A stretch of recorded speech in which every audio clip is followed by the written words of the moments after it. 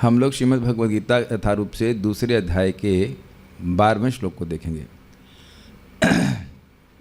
कल आप लोगों ने, कल नहीं, जब भी हुई थी क्लास, कब हुई थी? कल ही हुई थी क्या?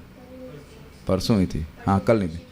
तो आपने सुना था 11वें श्लोक में अर्जुन जब इस प्रकार से शांत हो गए थे, संजय ने कहा कि इस प्रकार से वो ऐसे अर्जुन को तम उवाच, तो भगवान ने उनकी अविवेक का प्रदर्शन करने के लिए, अविवेक के कारण वो रो रहे थे और इसलिए अविवेक का प्रदर्शन किया था।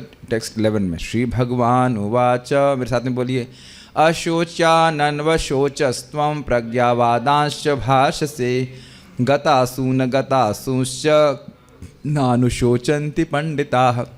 भगवान ने कहा अशोच्यान, जिन बंधुओं के लिए शोक नहीं करना चाहिए, जिन वस्तुओं के लिए शोक नहीं करना चाहिए, अन्वशोचस्तुम, तुम उसके लिए निरंतर शोक कर रहे हो, और प्रज्ञावादांश भाष से, प्रज्ञा बुद्धिमान ब्राह्मणों की तरह तुम वाद कर रहे हो, ये कथम भीष्महम संख्ये, कैसे मारूंगा इत्यादि भीष्मादि को भाषण कर रहे हो इस प्रकार से धर्म के ऊपर। मानो तुमको देह और आत्मा का ज्ञान हो, इस प्रकार की बात कर रहे हो, लेकिन तुमको है नहीं। तो क्यों नहीं है बताइए? आप अर्जुन को हैं कि मुझे आप क्यों बोल रहे हो कि मुझको आत्मा का ज्ञान नहीं है? देह से व्यतिरिक्त, देह से अलग आत्मा का ज्ञान क्यों नहीं है? आप ऐसा क्यों बोल रहे हैं? तो कह रहे हैं गतासून, जिससे प्राण निकल गए हैं उन बंधुओं के लिए, और अगतासूंश्च, और जो जीवित हैं जिनके प्राण नहीं निकले हैं, जिन बंधुओं के लिए, न अनुशोचन्ति पंडिता, पंडित गण उनके लिए शोक नहीं करते हैं। वैसे एक बात यहाँ पे रह गई थी, पूछा गया था कि जो जीवित हैं उनके लिए व्यक्ति शोक कैसे करता है। देखिए, जीवितों के लिए तो बहुत शोक चलता है। कल रात में भी हमारे पास व्यक्ति आए, वो शोक कर रहे थे, ये ऐसा हो रहा है, वो उसको ऐसा हो रहा है, वो वहाँ चला जाएगा, उसके ये हो जाएगा, जो भी हम डिटेल में नहीं जाना चाह रहे थे। उनकी बात तो हमको ज़्यादा पसंद नहीं आई, लेकिन वो मतलब शिक्षा बहुत सुंदर मिल गई कि हाँ ये देखो मेरे को प्रमाण मिल रहा है। जब बोला गया था ना कि भाई मरे के लिए तो शोक करेंगे, तो जीवित के लिए शोक कैसे करेंगे? नहीं करेंगे या नहीं करेंगे? हमारा लड़का है, लड़का चला जाता है दूर, चला जाता है कि नहीं? या मान लीजिए शादी हो जाती तो पत्नी दूर ले जाती है, ये भी होता है, ये तो सामान्यतः देखा जाता है। तो माता पिता रोते रहते हैं, तो जीवित के लिए तो शोक कर रहे हैं कि नहीं बताइए? या मानो लड़का था, वो उसका एक्सीडेंट हो गया, हाथ पांव टूट गए, कुछ भी हो गया, तो जीवित व्यक्ति के लिए भी तो शोक करते हैं कि नहीं व्यक्ति? बल्कि आप मानेंगे इस बात को कि जीवित के लिए अधिक शोक होता है। मरने वालों को तो भूल जाते हैं, स्पेशली कलयुग में। श्राद्ध देना भी करना श्राद्ध भी कोई मुश्किल से करता है। तो खैर, जो जीवित लोगों के लिए व्यक्ति शोक करते हुए देखा जा रहा है, इसमें आपको कोई संदेह है? एरी ऑल विद मी? बहुत से लोग जीवित, स्पेशली लड़के का सिलेक्शन नहीं हुआ था, अरे भाई इतना रोते रहते हैं लोग, रो नहीं रहे हैं आजकल, बताइए लोग। तो जीवित लोगों के लिए बहुत शोक हो रहा है कि नहीं? क्यों प्रभु जी, आपके लिए शोक नहीं कर रहे माता पिता? जीवित है ना क्या आप?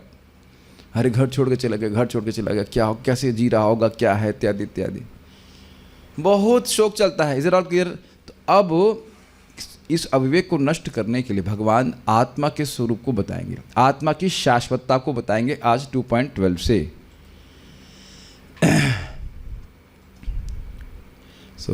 ये श्लोक काफ़ी लंबी टीका है, 67 पेज इसके हिसाब से है, हमारी फॉन्ट के हिसाब से। तो ये स्वाभाविक सी बात है कि आज नहीं होगा, देखते हैं कितना कर पाएंगे। हम लोगों ने श्रीधर स्वामी पाद, चक्रवर्ती पाद और बलदेव विद्याभूषण पाद की टीका लिखी है। रामानुजाचार्य जी इतनी लंबी टीका लिखी हैं, तो वो तो बिल्कुल सागर जैसा हो जाता, तो आप लोग उसमें डूब जाते हैं। मैं भी डूब जाता। लेकिन श्रीपाद रामानुजाचार्य जो मुख्य विरोध प्रस्तुत करते हैं मायावाद का, उसको सार रूप में यहाँ पे बलदेव विद्याभूषण समझा दी, तो उसको हम वैसे ग्रहण करेंगे। और बहुत आप लोग लिटरली हंसेंगे भी कि मायावाद में क्या बकवास होता है। अगर आप समझ पाए तो लगेगा कि कितनी बकवास मायावाद में हो रही है। हमको तो जब उसकी टीका पढ़ रहे थे तब हंसी आ रही थी कि कितनी बकवास लोग कर सकते हैं, कितना इमेजिनेशन कर सकते हैं, और उसको एक एक पॉइंट को लेकर रामानुजाचार्य खंडन करते हैं, या बलदेव विद्याभूषण पाद। और उससे आप देखेंगे प्रभुपाद जी की टीका को समझ में आएगी। प्रभुपाद जी बहुत लंबी टीका लिखी है इसके ऊपर। इस श्लोक के द्वारा मायावाद का खंडन होता है, तो उसको बड़े धैर्य से सीखिएगा। जो नहीं समझ में आए वो आप लोग बिना संकोच आप पूछ लीजिएगा, तो मैं फिर से समझाऊंगा, घबराइएगा नहीं, ठीक है? चलिए शुरू करते हैं। श्लोक बहुत सिंपल लगता है, लेकिन उसकी टीका बहुत सुंदर है, बहुत विस्तार में किया गया है। Let's start. न त्वेवाहं जातु नासं न त्वेवाहं जातु नासं न त्वं नेमे जनाधिपाः त्वं नेमे जनाधिपः न चैव न भविष्यामः न चैव न भविष्यामः सर्वे वयमतः परम् सर्वे वयमतः परम् न त्वेवाहं जातु नासं न त्वं नेमे जनाधिपाः न त्वेवाहं जातु नासं न त्वं नेमे जनाधिपः न चैव न भविष्यामः सर्वे वयमतः परम् न चैव न भविष्यामः सर्वे वयमतः परम् न त्वेवाहं जातु नासं न त्वं नेमे जनाधिपाः न त्वेवाहं जातु नासं न त्वं नेमे जनाधिपः न चैव न भविष्यामः सर्वे वयमतः परम् न चैव न भविष्यामः सर्वे वयमतः परम् न त्वेवाहं जातु नासं न त्वं नेमे जनाधिपः न त्वेवाहं जातु नासं न त्वं नेमे जनाधिपाः न चैव न भविष्यामः सर्वे वयमतः परम् न चैव न भविष्यामः सर्वे वयमतः परम्। एवरी डिवोटी मतलब ऐसा जिनको भी आता है बोलिए, हमको बहुत श्लोक याद ही करने का मन कर रहा है, बहुत अच्छा श्लोक है। हाँ। न त्वेवाहं जातु नासं न त्वं नेमे जनाधिपः न त्वेवाहं जातु नासं न त्वं नेमे जनाधिपाः न चैव न भविष्यामः सर्वे वयमतः परम् न चैव न भविष्यामः सर्वे वयमतः परम्। श्लोक का अर्थ तो मोटा मोटी आ रहा है, थोड़ा थोड़ा विचार करेंगे तो सारा शोक जा रहा है कि नहीं। ऐसा कोई समय नहीं था कि हम नहीं थे, मतलब भगवान कह रहे मैं नहीं था, तुम नहीं थे और ये राजा नहीं रहेंगे। जब भी शोक हो तो ये श्लोक याद रखिएगा, कभी भी भय हो तो ये श्लोक याद रखिएगा। बोलिए फिर से। न त्वेवाहं जातु नासं न त्वं नेमे जनाधिपाः न त्वेवाहं जातु नासं न त्वं नेमे जनाधिपाः न चैव न भविष्यामः सर्वे वयमतः परम् न चैव न भविष्यामः सर्वे वयमतः परम्। Please chant. न त्वेवाहं जातु नाशं न त्वं नेमे जनाधिपाः न त्वेवाहं जातु नासं न त्वं नेमे जनाधिपाः न चैव भविष्यामः सर्वे वयमतः परम् न चैव न भविष्यामः सर्वे वयमतः परम् न त्वेवाहं जातु नासं न त्वं नेमे जनाधिपाः न त्वेवाहं जातु नासं न त्वं नेमे जनाधिपाः न चैव न भविष्यामः सर्वे वयमतः परम् न चैव न भविष्यामः सर्वे वयमतः परम्। आप बोलिए फिर बोलिए। हाँ, सब लोग कोई रहना नहीं चाहिए। हाँ। न त्वेवाहं जातु नासं न त्वं नेमे जनाधिपाः न त्वेवाहं जातु नासं न त्वं नेमे जनाधिपाः न चैव न भविष्यामः सर्वे वयमतः परम् न चैव न भविष्यामः सर्वे वयमतः परम्। Please chant. न त्वेवाहं जातु नासं न त्वं नेमे जनाधिपाः न त्वेवाहं जातु नासं न त्वं नेमे जनाधिपाः न चैव न भविष्यामः सर्वे वयमतः परम् न चैव न भविष्यामः सर्वे वयमतः परम्। न त्वेवाहं जातु नासं न त्वं नेमे जनाधिपः न त्वेवाहं जातु नासं न त्वं नेमे जनाधिपाः न चैव न भविष्यामः सर्वे वयमतः परम् न चैव न भविष्यामः सर्वे वयमतः परम्। ओके। ऐसा कभी नहीं हुआ कि मैं ना रहा हूँ। मैं मतलब भगवान कृष्ण, भगवान कृष्ण। यहाँ मैं स्पेशली भगवान श्री कृष्ण, ध्यान से सुनिए। मैं मतलब भगवान श्री कृष्ण भगवान के रूप में न रहे हों, ऐसा कभी नहीं हुआ। सृष्टि के परम नियंता परम ईश्वर के रूप में न रहे हों, ऐसा नहीं हुआ। ये बहुत बड़ा आघात है मायावाद के ऊपर, समझ लीजिए, यही समझ लीजिए। मायावाद कहता है कि एक निर्विशेष ब्रह्म है और उसका एक अंश अविद्या के द्वारा ग्रसित होता है और उस सत्वगुण से युक्त होता है। बहुत अच्छा है, सत्वगुण से युक्त, उसको भगवान कहते हैं। तो इसका मतलब हुआ ना कि एक समय में भगवान नहीं थे, भगवान के रूप में भी नहीं थे और भगवान थे भी नहीं। बहुत बड़ा आक्षेप भगवान के ऊपर। ये जो कोई अपराध करेगा उसको कभी सिद्धि प्राप्त नहीं हो सकती। Make sense? तो अब पहला समझ रहे हैं, मैं ना रहा हूँ, भगवान कृष्ण के रूप में आप देख रहे हैं ना, मान लो भगवान के मुझे देख रहे हो ना, इस प्रकार से ऐसा ही मैं हमेशा रहा हूँ, ऐसा कभी नहीं था कि मैं ना रहा हूँ। ये ओके, क्लियर?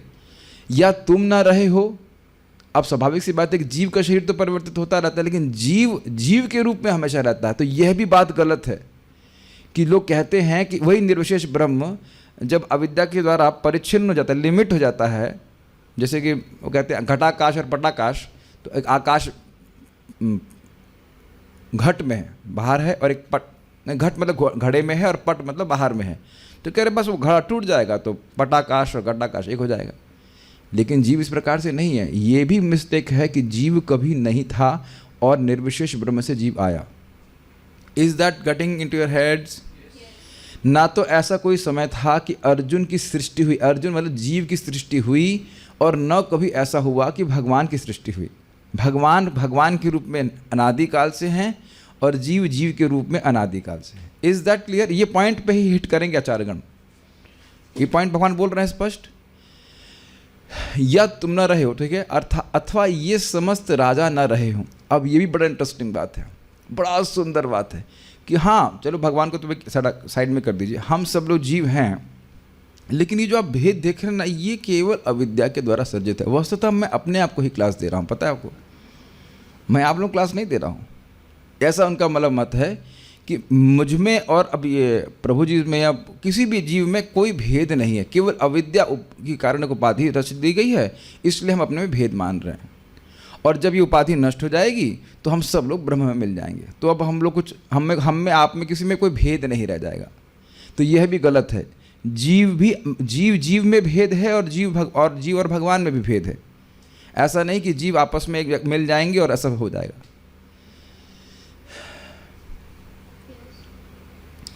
ठीक है, इस पे एक और वर्जन है।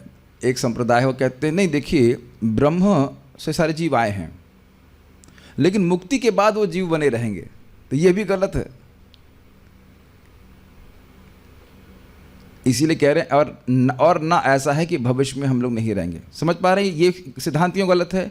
ठीक है, ये मान लिया जाए कि आप भविष्य की विविधता को स्वीकार कर रहे हो, लेकिन आपको भूतकाल की विविधता को भी स्वीकार करना होगा। Is it sinking in? ISKCON के इनिशिएटिव डिवोटी हैं, हम उनकी दीक्षा करवाए थे, और दीक्षा विक्षा हो गए तब भी, क्योंकि पहले वो ब्रह्म कुमारी से जुड़े हुए थे। तो उनका सिद्धांत उन लोग का ये रहता है कि वो निर्विशेष ब्रह्म से सारे जीव आए हैं। हमने देखा उसके बाद मुक्त होकर फिर निर्विशेष ब्रह्म मिल जाएंगे। तो वो आधा इस्कॉन के डिवोटी बने वो समझ गए? वो दीक्षा के बाद भी मान रहे थे कि ब्रह्म से तो हम लोग आए हैं, आगे जाकर वैकुंठ में सब अलग अलग रहेंगे। तो हमने कहा भाई ये कहाँ बोला गया कि अब निर्विशेष ब्रह्म से जीव आया है? जीव की जो सत्ता है वो हमेशा रहती है। क्या सभी जीवों को समझ में आए बात? मुझ में और आप में हमेशा भेद रहेगा। जस्ट इन केस आप सोच रहे हैं कि आप लोग नहीं मिल जाएंगे, नहीं मिलने वाले नहीं है। हम लोग क्लास में मिलेंगे लेकिन हमारा अस्तित्व नहीं मिलने वाला है। ठीक है, क्लास में तो मिलते ही हैं रोज। और इंटरेस्टिंग है, वो कहाँ गए? अरे वो मिलने गए हैं। आप लोग मिलने आए कि नहीं? आप लोग मिलने आए हैं कि नहीं? लेकिन मिलने का मतलब नहीं है कि आप में और मुझ में अब कोई भेद ही नहीं रह गया। हाँ, वो साधु से मिलने जाते, पागल है, वो क्या क्या बातें बोलते, मिलने जा रहे हैं, मिलने के लिए बोलते हैं। हाँ, उनसे मिलने जाओ, माता पिता को भूल जाओ। तो मिलने का अर्थ ये तो नहीं कि अब सब एक ही होगा, यहाँ से बाहर को निकला एक ही व्यक्ति बाहर निकल रहा है, ऐसे तो कुछ नहीं है। यस, वो सभी कुछ जीरो हो गया, ब्रह्म हो गया, निर्विशेष हो गया। This is very nice, this is supremely nice philosophy, सिद्धांत। तो ऐसा कोई समय नहीं था कि भगवान कृष्ण भगवान के रूप में न रहे हों। क्लियर? ऐसा कोई समय नहीं था कि अर्जुन जीव के रूप में न रहे हों और अन्य राजा भी जीव के रूप में न रहे हों, ऐसा नहीं था। तो केवल शरीर का परिवर्तन होगा। तो एक व्यक्ति को, से बताओ, एक व्यक्ति को भी किसी की भी मृत्यु के लिए रोना नहीं चाहिए। अगर आपने इस श्लोक को हजम कर लिया तो रोना वास्तविक रूप से तब चाहिए कि जब वो जीवित रह करके भजन नहीं कर रहा। कि ये भजन क्यों नहीं कर रहा? मरने के बाद क्या रोना है बताइए? क्योंकि कोई नहीं मर रहा है। Nobody is dying and actually nobody is suffering also. जो भी दुख हम लोग अनुभव कर रहे हैं वो किस लिए कर रहे हैं? अपनी पहचान इस शरीर से करने के लिए कारण कर रहे हैं, नहीं तो कोई दुख नहीं है। Is it okay? और बहुत सारी बातें इसमें हम कहेंगे। एक बात हम कई बार कहते हैं, प्रभुपाद से मैंने सुनी है कि हम शाश्वत जीवन को देखने का सामर्थ्य जागृत करें। तो इस सापेक्ष जीवन में, रिलेटिव जीवन, ये अच्छा है वो बुरा, उससे आप ऊपर उठते चले जाएंगे। ठीक है, जो आपके लिए आवश्यक है व्यवहार में शरीर को चलाने के लिए करना चाहिए, लेकिन उधर दृष्टि रहनी चाहिए कि मैं शाश्वत प्राणी हूँ और ये मेरा भजनी, ये बस चुटकी वाला जीवन है और ये फिर चेंज हो जाएगा। आज माता जी हैं, कल प्रभु जी बन जाओगे, प्रभु जी के बाद फिर कोई माता जी बन सकता है ना, क्या क्या हो सकता है। It's just a matter of flash. मैं बार बार भक्तों को देखता हूँ किस प्रकार वो अपनी सिक्योरिटी के लिए और इसके लिए उसके लिए बहुत चिंता करते हैं। चिंता पहली बात तो करने से कुछ होता नहीं है। जब तुम्हारे साथ कुछ होना ही नहीं तो चिंता किस बात की कर रहे हो? तुम्हारे संग मतलब हमारे साथ, ना तो हमारे साथ कभी कुछ हुआ है ना हमारे साथ कुछ होगा। और जिसकी आप सुरक्षा करने का प्रयास कर रहे हैं शरीर की, उसका रक्षा कभी की नहीं जा सकती।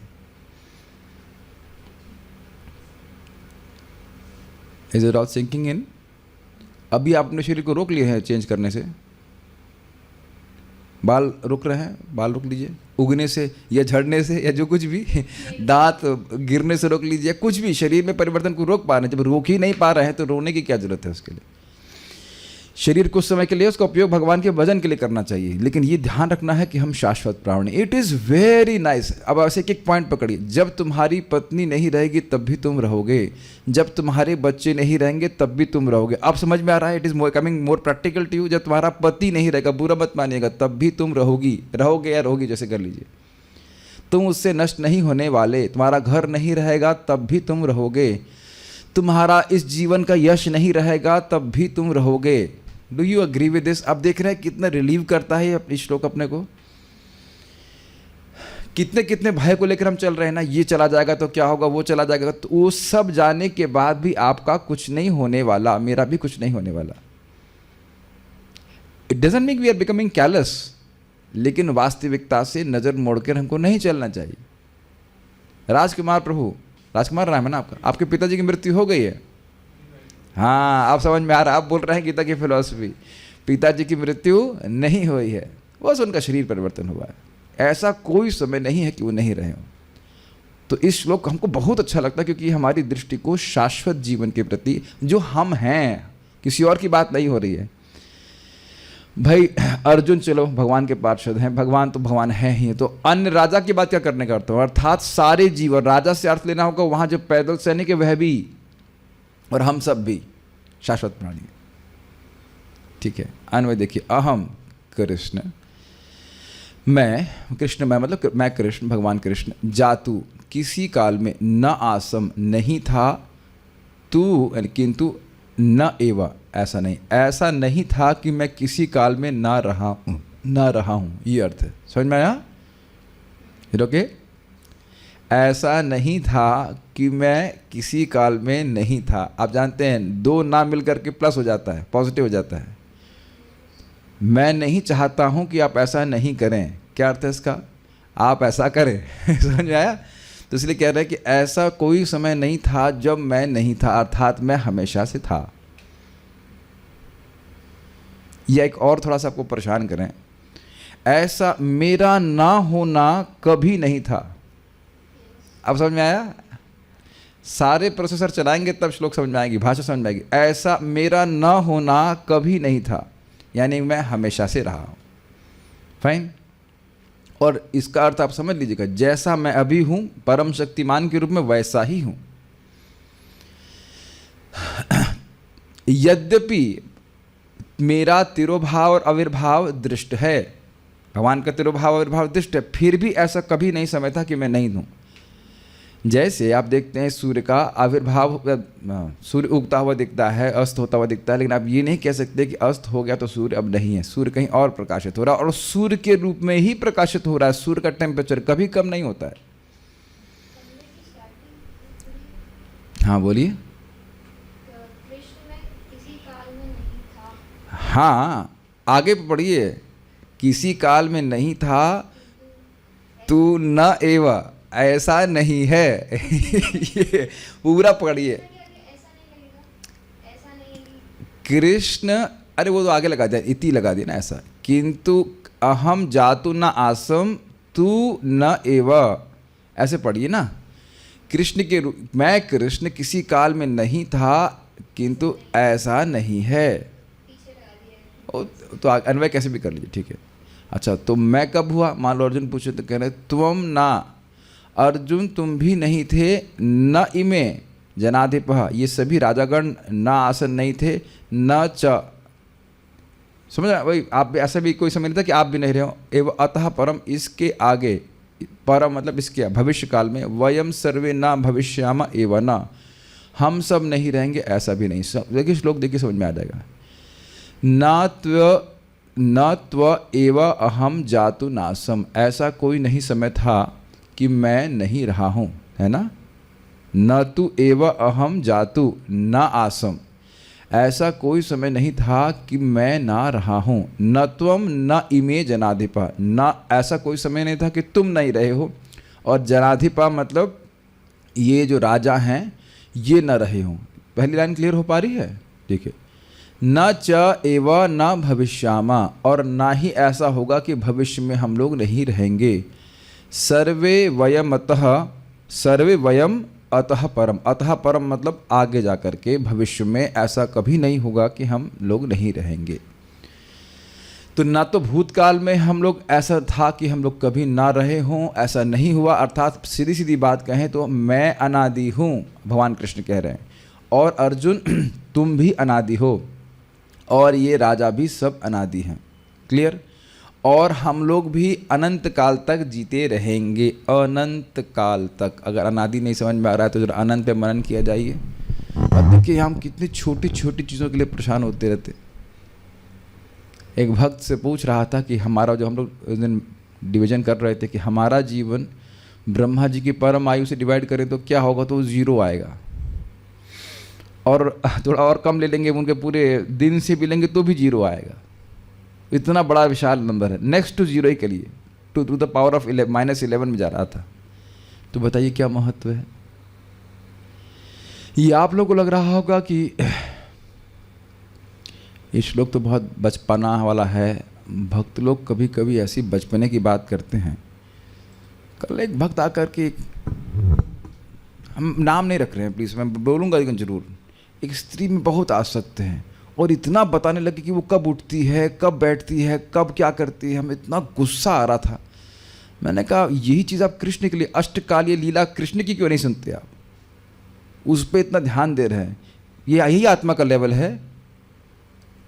भजन करने के बाद भी कहाँ मति दिखी दिमाग में फंसा रहे हैं। यही भगवद गीता को न समझने के कारण ऐसा होता है। नाम जप करके भगवान की प्राप्ति कर सकता है कि नहीं, लेकिन एक क्षण के लिए वस्तु में, और ये किसी के संग भी हो सकता है, क्षणिक वस्तुओं में हम लोग परेशान रहते हैं, है कि नहीं? अब हम कुछ बातें अगर हैं व्यक्तिगत उसको सहन कर लीजिए। एक भक्त है, हम देखते हैं कि परिवार में जाएंगे तो ड्रेस चेंज हो जाती है, तो यही समझते हैं आप कि आत्मा हो। आप अगर यही सोच रहे हैं कि ये क्या करेगा, वो क्या करेगा, ये क्या होगा, वो क्या होगा, तो आपने कुछ रियलाइज किया कि हम आत्मा है? देखिए मैं अभी 3 तक गिन रहा हूँ। भागना हो तो भाग जाओ। मैं कुछ बातें बोलूँगा जो बहुत कठोर है। अब कोई मान लो स्त्री भी है, अब शरीर को खूब चमका रही है, खूब मेकअप कर रही है, तो यही रियलाइज कर लिया कि आप आत्मा है। गंदा रहने के लिए नहीं बोला जा रहा है, लेकिन भावना को बढ़ाने के लिए प्रेरित नहीं किया जा रहा है। गंदा रहने के लिए कभी शास्त्र नहीं कह रहा है। एज डिवोटीज क्या है? वैराग्य विद्या निज भक्ति योग। भगवान चैतन्य महाप्रभु का मार्ग ही वैराग्य का है। तो पहले तो अपने को, हमको एवरीडे, हर दिन हमको सिचुएट करना है इस बात को कि मैं शाश्वत प्राणी हूँ, ये जीवन मेरा थोड़े समय के लिए है, मुझे क्या करना है? I have to go forward towards my eternal life. पहले थोड़ा समझने का प्रयास कीजिए। श्रील भक्ति सिद्धांत ठाकुर जी बोलते हैं, बहुत खतरनाक बात बोल रहे हैं। Would you like to hear that? कह रहे हैं भक्ति कर रहा है, अच्छी बात है, लेकिन ये जो अन्याभिलाषिता है ना, वो कैसे है पता है? जैसे किसी के पेट में कीड़े हों, तो खा तो बहुत रहा है लेकिन उसका वजन नहीं बढ़ रहा है। बहुत खा रहा है, देखिए कुछ लोग बहुत खाएंगे लेकिन उसके खाने को कीड़ा खा जाता है। तो ये अन्याभिलाषता का तरीके से मुक्त होने का क्या तरीका है? बार बार हमने स्मरण करना चाहिए, एवरी डे रोज स्मरण करना चाहिए कि हम लोग आत्मा हैं, हम लोग शरीर नहीं हैं।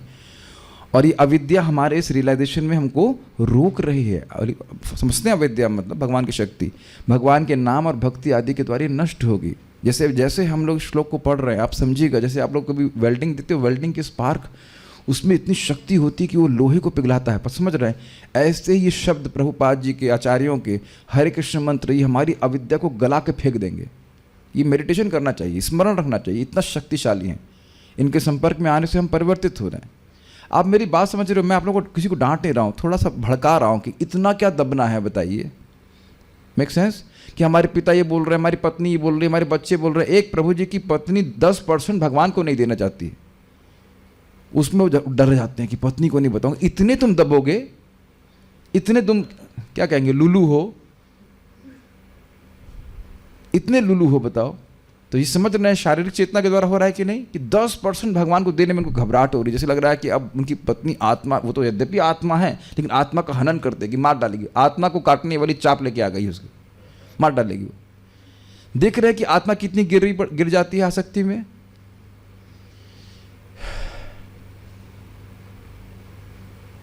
तो ये सब बातें हैं। बारंबार देखिए, जब ये बात बोली जा रही है तो कर्तव्य की उपेक्षा करने के लिए नहीं बोला जा रहा है, बल्कि कर्तव्य बुद्धि से कार्य करने के लिए बोला जा रहा है। बट किस लिए? ताकि हमारा आत्मा का रियलाइजेशन हो जाए। पता नहीं सब मेरी बातें समझ में आ रही हैं कि नहीं, लेकिन दिस इज वेरी इंपॉर्टेंट श्लोक। श्रीधरी स्वामी, इन संबंधों या किसी भी संबंध को कभी भी शोक की वस्तु नहीं माना जाना चाहिए। तुम रो रहे हो ना कि भीष्म क्यों मर जाएंगे या द्रोणाचार्य मर जाएंगे, और ये प्यारे प्यारे धृतराष्ट्र सब बांधवान, इन पे मैं बाण कैसे चलाऊंगा, इत्यादि इत्यादि, इसलिए तुम रो रहे हो। लेकिन किसी भी शोक के किसी भी संबंध में तुम्हें शोक नहीं करना चाहिए। इसका मूल कारण अब सर्वोच्च भगवान कृष्ण द्वारा दिया जा रहा है। स्पष्ट है? कभी भी किसी भी समय मैं सर्वोच्च भगवान नहीं था, ऐसा नहीं है। Is it all clear? कभी नहीं सोचना है आपने कि मायावाद के दर्शन के अनुसार एक निर्विशेष निराकार ब्रह्म है जिससे भगवान आए। भगवान उससे नहीं आए, भगवान हमेशा से हैं। और आगे गीता में भगवान इस बात की पुष्टि करेंगे, ब्रह्मणो ही प्रतिष्ठा अहम। ब्रह्म, इस निर्विशेष ब्रह्म का स्रोत, आधार भी मैं हूँ। ओके, ठीक है, यहाँ तक समझ में आया? ये पहले समझ में आ रही है कि ऐसा कभी नहीं था कि भगवान कृष्ण नहीं थे। और किस रूप में नहीं थे? भगवान के रूप में नहीं थे, ऐसा नहीं था। अर्थात भगवान कृष्ण अनादिकाल से भगवान हैं।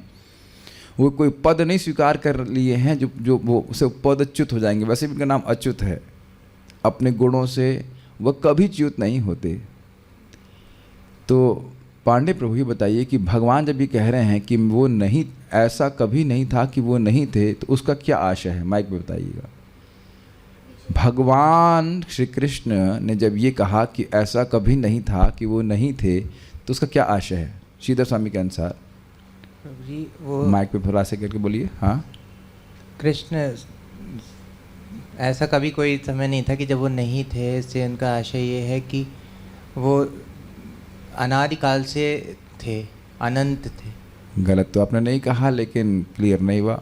ओके, माताओं की तरफ से कोई बोलना चाहते हैं? कृष्ण लादनी माता जी। भगवान अनादिकाल से भगवान थे, ये बात बहुत इंपॉर्टेंट है, और अनंत काल तक भगवान रहेंगे। देखिए ये श्लोक बोल कौन रहा है? भगवान बोल रहे हैं। अगर ये श्लोक मैं बोल रहा होता तो उसमें दम नहीं होता, क्योंकि मैं अविद्या से ग्रसित जीव हूँ। एक एक पॉइंट आपको पकड़ना होगा।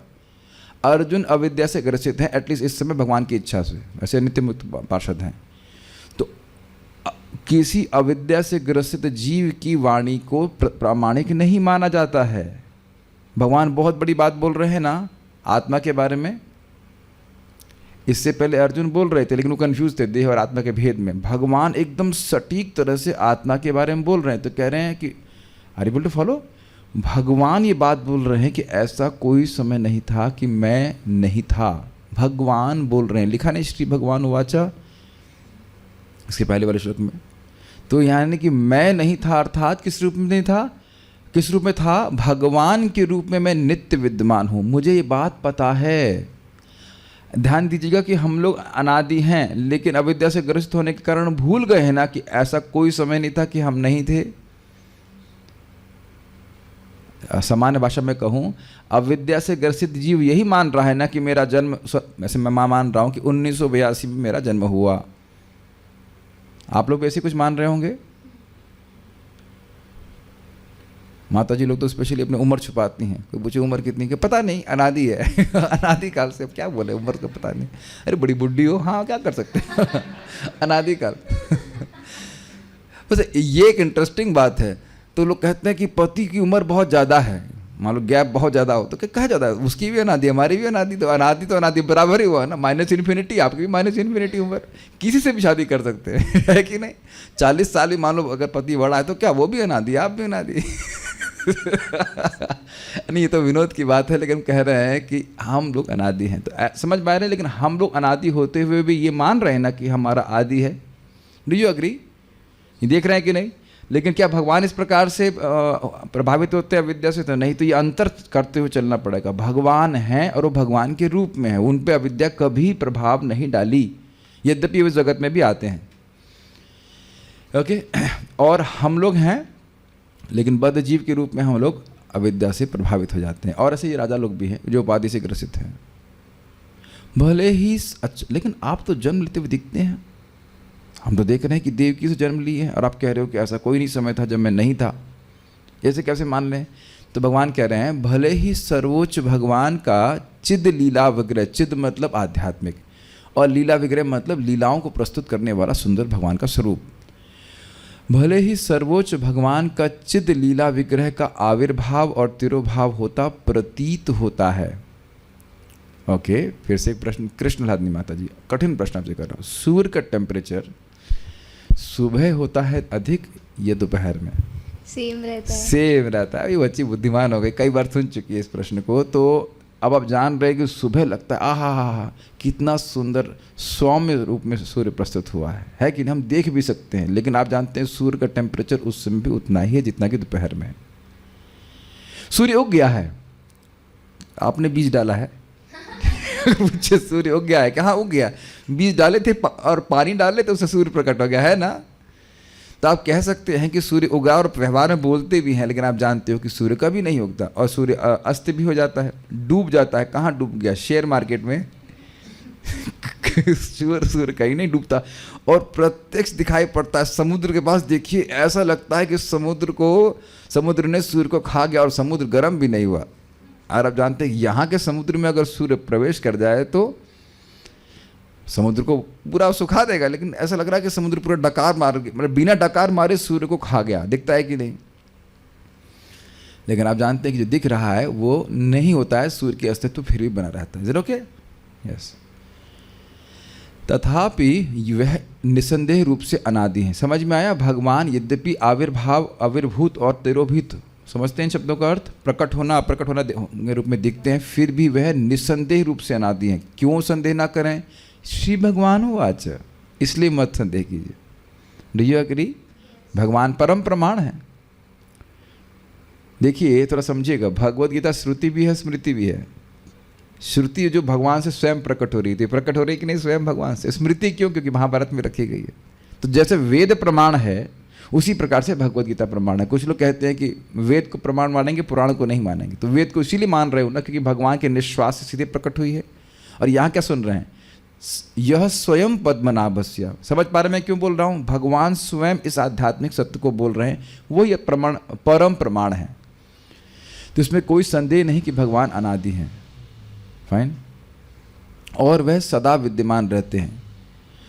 इस पर भी बहुत अच्छा बातें बोली जाती हैं। देवताओं को आप पूजा करोगे तो देवता हमेशा नहीं रहने वाले, लेकिन ठाकुर जी भगवान श्री कृष्ण हमेशा रहने वाले हैं, जन्म जन्मांतर रहने वाले हैं, हमेशा रहने वाले हैं। अच्छा, चलिए भगवान के बारे में हो गया। और ना तो ऐसा था कि कभी अर्जुन नहीं था, अपितु वे थे ही, और ना ही ऐसा था कि सभी राजा नहीं थे, अपितु थे ही। ठीक है, अब ये तो क्लियर हो गया। अच्छा, कैसे रूप में थे? और वे सब मेरे अंश हैं, अर्थात निर्विशेष ब्रह्म से जीव प्रकट नहीं हुआ। Is it all clear? आपने सुना ना उदाहरण, अग्नि है एक महान और उससे चिंगारियां निकल रही हैं, तो अग्नि है भगवान विष्णु, महान अग्नि, और चिंगारी सब जीव हैं। Make sense? तो निर्विशेष ब्रह्म से कितने जीव प्रकट हुए? एक भी नहीं, सारे जीव भगवान की शक्ति हैं। अनादिकाल से हम उनके अंश हैं और आगे भी उनके अंश रहेंगे। मामे वंशो का अर्थ क्या होता है? मेरे ही अंश हैं। ये नहीं बोले कुछ मेरे हैं और कुछ ब्रह्म के हैं, कुछ ऐसे हैं कुछ वैसे हैं। ये कुछ प्रकृति के द्वारा जनित हैं। Is that okay? This is not okay. Not okay means हमको हजम नहीं हो रहा है। जिन कर्तव्यों को जीवन में हम बहुत अधिक महत्व दे रहे हैं वो मामेव के ऊपर आधारित नहीं है। जाप करते हुए, भक्ति करते हुए व्यक्ति को धीरे धीरे अनुभूति होती है कि मैं केवल कृष्णेव, कृष्ण का ही हूँ और मेरा एकमात्र कर्तव्य कृष्ण को संतुष्ट करना है। इसका अर्थ ये नहीं कि दूसरों के प्रति वो रुक्ष हो जाएगा। दूसरों की भी सेवा किस तरह से करेगा? भगवान के संबंध में। Is it not? भगवान कहते हैं जो भगवद गीता का प्रचार करते हैं वो सबसे अधिक प्रिय है।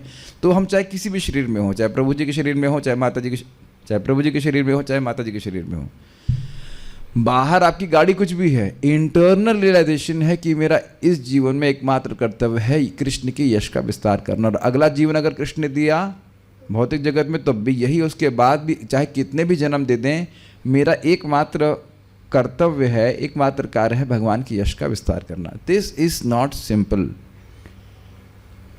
क्योंकि भक्ति में आने के बाद भी लोग भ्रमित हो जाते हैं। लोग सोचते हैं भक्ति बहुत सारे कार्यों के लिए कर रहे हैं, यश प्राप्त करने के लिए कर रहे हैं, धन प्राप्त करने के लिए कर रहे हैं और भी कुछ। तो ये इस विवेक को हमें स्वयं जागृत करना चाहिए श्रवण करके कि हम लोग भक्ति केवल इसीलिए कर रहे हैं ताकि हमारी भक्ति आगे बढ़ जाए। Make sense to you? और कुछ इस जगत से प्राप्त करके हमें कुछ होने वाला नहीं। और जो अनादि जीव है उसको क्षणिक वस्तुओं से क्या प्रयोजन? इसीलिए मैं बता रहा था कल मुझे बहुत गुस्सा आ रहा था, यदि मैं सहन कर रहा था उस बात को आधे घंटे के लिए। हमने कहा आपका time starts now till the time I eat fruits. जब तक मैं फ्रूट्स खा रहा हूँ तो ना तो मैं जप कर सकता हूँ ना भागवत पढ़ सकता हूँ, तब तक आप बोल सकते हैं। उनका उसके बाद आप जाइए, आप समझ नहीं रहे। Not hating him but just फालतू का ज्ञान। मैं कुछ बात बोलना चाहता हूँ। आप लोग देखिए, मैं कई बार हैवी ही बोलता हूँ, लेकिन बुरा लगता है क्या? नहीं लगता ना? नहीं, क्योंकि वो एक्चुअली सत्य है। श्रीमद् भागवत में तो आप देख रहे हैं प्रभुपाद कितना कठोर बोलते हैं, कुकर सुकर इतना क्या क्या बोलते हैं, लेकिन अच्छा लगता है। उस दिन महाराज भी इसी आसन से बोल रहे थे कि भगवान श्री राम माता सीता के लिए रो रहे हैं, तो शिक्षा दे रहे हैं विरक्तों के लिए कि भाई स्त्री के चक्कर में पड़ोगे तो रोगे। और एक ये उपलक्षण समझ लेना चाहिए, किसी भी भौतिक आसक्ति के चक्कर में पड़ोगे तो रोगे। जरा जीवन में कभी भी आप देखिएगा कि जो भौतिक आसक्ति शुरुआत में दुख दे रही है तो क्या आगे वो सुख देने वाली है? Wow, if you can actually understand this. आज तक जितनी भी भौतिक आसक्तियाँ थी वो शुरुआत से भी दुख दे रही थी कि नहीं, बताइए? जब भोग रहे थे तब भी दुख दे रही थी, तो आगे अब जो नई मानो भौतिक आसक्ति एक हृदय में आ रही है, स्मरण करना चाहिए कि मैं अनादि जीव हूँ, इनसे मेरा कुछ नहीं होने वाला। और जो भगवत गीता पहले दिन से सुख दे रही है कि नहीं? जो पहली गीता क्लास सुने तो वो भी कुछ अच्छी ही लगी थी, भागवत क्लास भी सुने होंगे, वो भी समझ में ना आई हो लेकिन अच्छी लगी थी, है ना? तो जो पहले से सुख दे रही वो आगे और सुख नहीं देगा। कीर्तन में बैठे थे, आनंद आया था कि नहीं? जो पहले दिन से ही सुख दे रहा है वो आगे जाके दुख देने वाला है क्या? बताओ। It can change our life, is it not? बहुत सारी इच्छाएं आती हैं, उनको विवेक के द्वारा काटते चलना चाहिए कि मैं अनादि जीव हूँ, इस जगत की कुछ शुल्ल, क्या शुल्ल समझते हैं, तुच्छ भोगों से मुझे कुछ नहीं मिलने वाला। कई बार भोजन फॉर एग्जाम्पल देते हैं कि जब में भी आप इस पर को समझने का प्रयास कीजिए। भक्ति कर रहे हो कि मान लो कोई व्यक्ति आपको 5 करोड़ रुपए दे एक क्षण के लिए, उसका क्या वैल्यू है? इस प्रकार से आप देखिए, अर्जुन रो रहे थे कि नहीं? लिंक करिए इसको। अर्जुन रो रहे थे कि नहीं? राज्य मिल जाएगा, ये मिल जाएगा, मैं सुखी लूँगा, ये पता नहीं क्या क्या बातें बोल रहे हैं। आत्मा को इस जगत की कोई वस्तु संतुष्ट नहीं कर सकती है भगवान श्री कृष्ण की भक्ति के अलावा। ये ओके? अभी तो ऐसा कोई समय नहीं था कि सब नहीं थे, और ऐसा भी नहीं है, अच्छा ये भी इंटरेस्टिंग है कि ये तेरे नहीं है समझ में आया? ये मेरे है। Got it? मेरे भीष्म पितामह, मेरे द्रोणाचार्य, मेरा बेटा, मेरी बेटी, है कि नहीं? लेकिन वो तेरे नहीं हैं, वो भगवान के हैं। हमारी ICO हमारी कस्टडी में है, कस्टडी नहीं, केयर ऑफ, केयर में, कस्टडी तो लॉकअप में होता है, केयर ऑफ में है। बहुत सुंदर है। कोई माँ है, कोई पिता है, जो कुछ भी है, तो उसकी भाव ये होना चाहिए कि मेरे बच्चे हैं, नहीं सर ये मेरे बच्चे नहीं, भगवान ने दिए हैं। और भगवान नहीं दिए हैं क्योंकि माता पिता होने के बाद भी बहुत बार संतान नहीं होती है, इज इट नॉट? भगवान नहीं दिए, तो हमारा कर्तव्य है भगवान के सेवक के रूप में कि इनको भगवान की भक्ति का मौका दिया जाए। ये सबसे इंपॉर्टेंट बात है। यहाँ तो अद्भुत बात यह है कि माता पिता खुद ही बोलते हैं बच्चों को, अगर बच्चा भक्ति कर रहा है, कि तुम अपने लिए क्या कर रहे हो,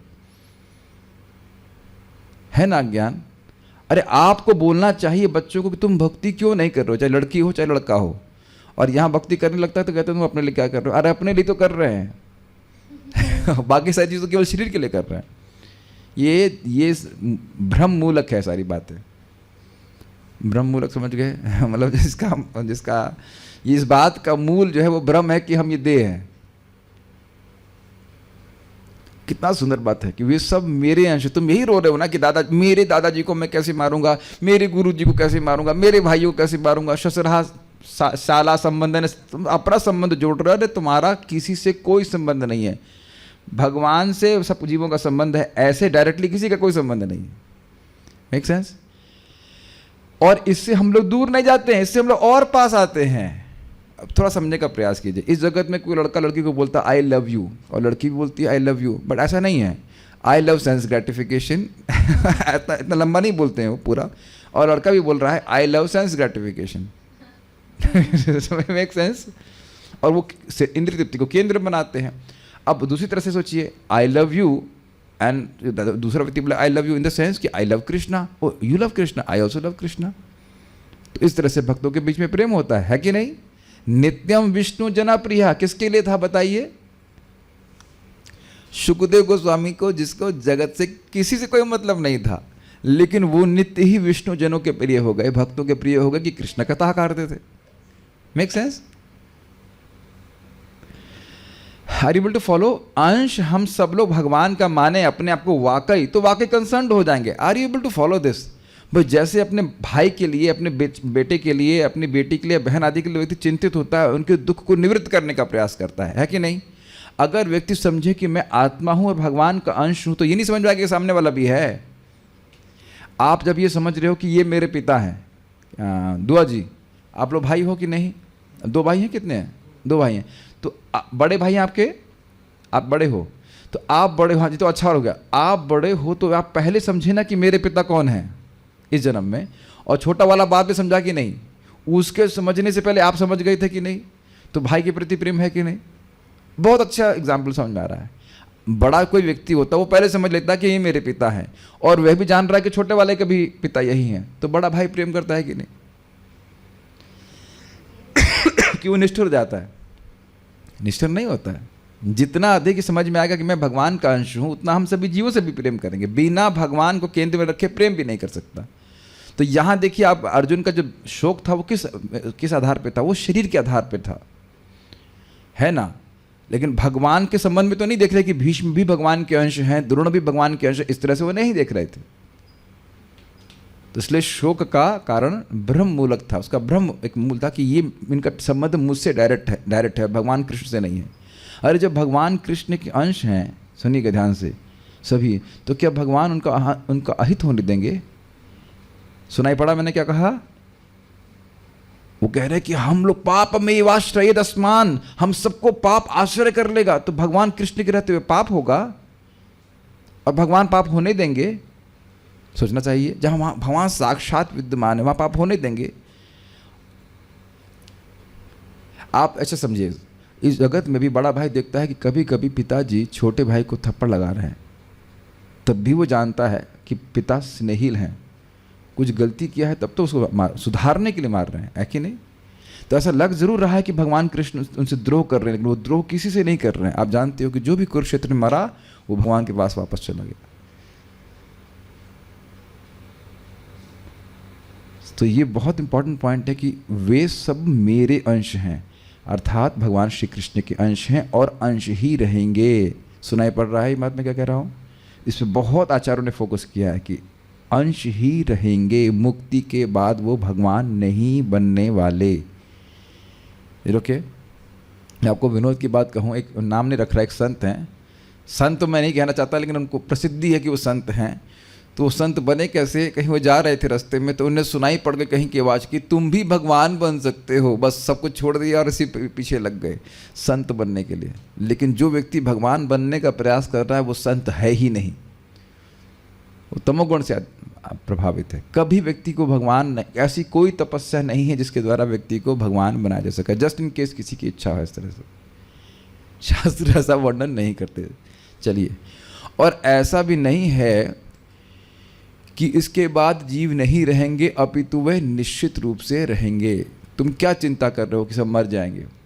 अब किस प्रकार से चिंता कर रहे थे? याने वो हत्वा न जिजीविषाम। हाँ, पारायण का कुछ लाभ हो रहा है, याद आ रहा है।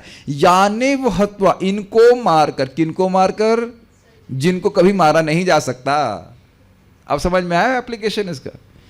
जिनको मारा नहीं जा सकता उनको मार करके। अब लग रहा है ना बेवकूफ़ी की बात, मतलब बेवकूफ़ी की बात। जिसको मारा नहीं जा सकता, पहले सीधा अर्थ लीजिए, इनको मार करके हम जिंदा नहीं रहना चाहते, यानी हम भी मर जाएंगे। अर्जुन ने बोला, अब इसको एनालिसिस कीजिए तत्व की दृष्टि से।